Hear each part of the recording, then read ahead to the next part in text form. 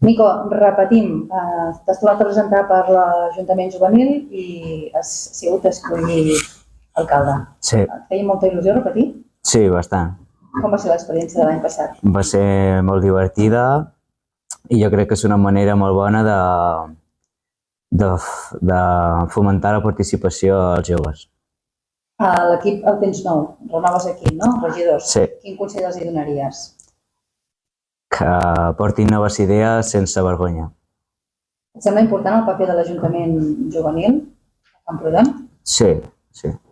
De cara a l'any vinent, tens ja alguna idea, alguna proposta nova? Sí, sí, tinc unes quantes ja. Per avançar alguna cosa? Bueno, vull acabar d'enllestir el projecte de fer un local per als nosaltres, per als joves, per quedar així a les tardes i mantenir una mica el poble, o sigui, arreglar bancs o parcs o així. Ja està.